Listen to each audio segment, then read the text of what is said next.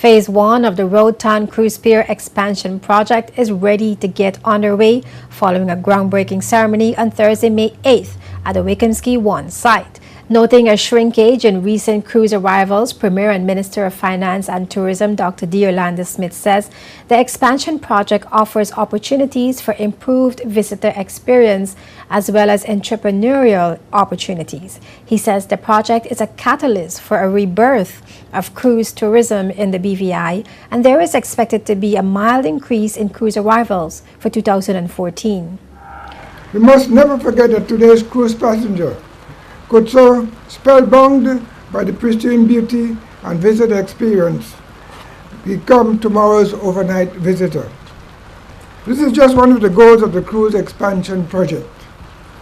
Admittedly, with some challenges along the way. In the last 6 years, we saw a gradual decrease in the number of cruise passengers from over 571,000 in 2008 to some 367,000 in 2013.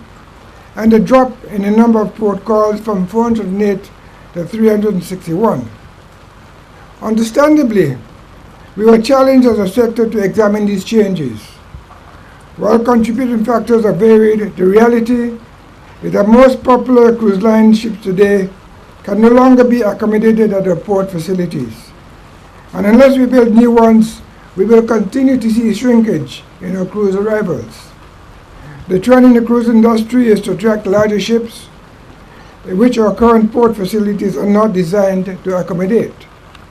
Equally, unless we build on our natural assets, redefine our product, create new and enhance old experiences, our growth realities are slim.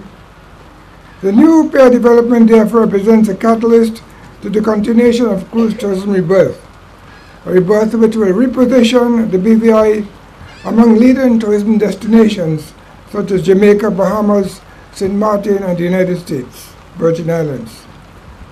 As Minister of Tourism, I can confidently say it was a new day for the BVI tourism sector. I am pleased to report also that data from the Central Statistics Office for the first quarter of 2014 shows a 20% increase in cruise ship visitors as compared to the same period of 2013. Addressing the ceremony, punctuated by an uplifting rendition by saxophonist Jeremy Vanterpool, Communications and Works Minister Mark Vanterpool says the process has not been easy. He urged the local contractors to get ready, warning that the project is not about past or present governments, but an investment in the people of the Virgin Islands.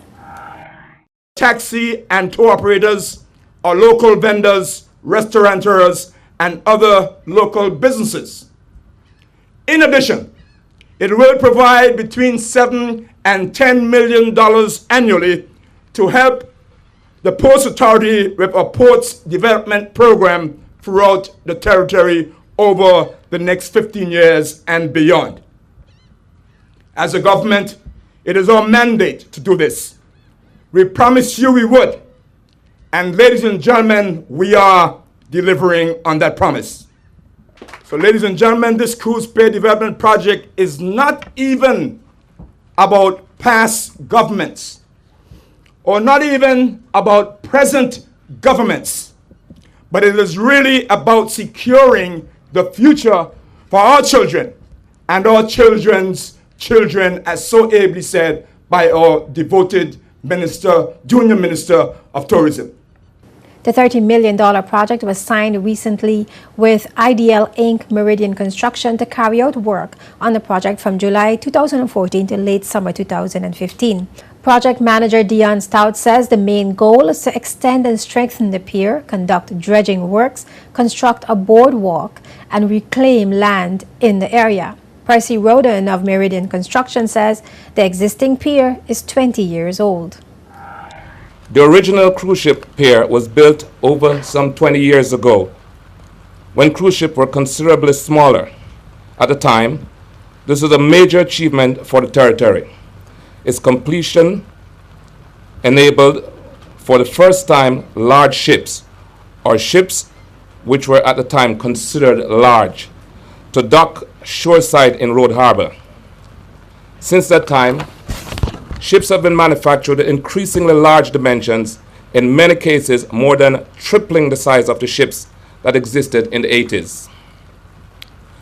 The area surrounding the existing pier, with the gentle trade wind breezes, flat terrain, and beautiful ocean view, has been enjoyed by individuals for strolling, bike riding, learning to drive cars, flying kites at Easter, or simply, as we will say, just for liming. All of those activities are important in any society, and provisions must be made for them. Managing Director of the BVI Ports Authority, Claude Skelton-Klein, says the cruise pier expansion project is a game changer. He lauded the efforts of the Ports Authority, noting that there is an uphill journey to have the project completed. I am just so grateful, and I take the time because it really matters the work and the effort that these persons put in, because we won't be able to do what we're due. Now today is a great milestone. We've been able to sign berthing agreements. That was one milestone. We were able to secure funding. That was a second milestone. We were able to sign the marine contract. That's the third milestone. And here we are today breaking ground. So we are about halfway up the Mount Everest climb that we have been on.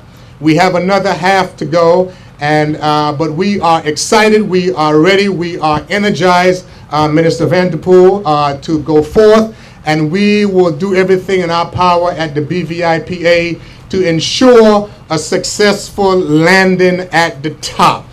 The area between the cruise pier and the Central Administration Building, and from the parking lot adjacent to the Betito Fred Building to the post office boxes on Wickamsky 1, has been fenced off to ensure public safety.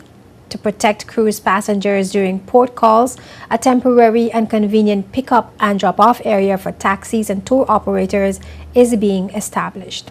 A shuttle service will be put in place to transport persons in and out of the facility during construction.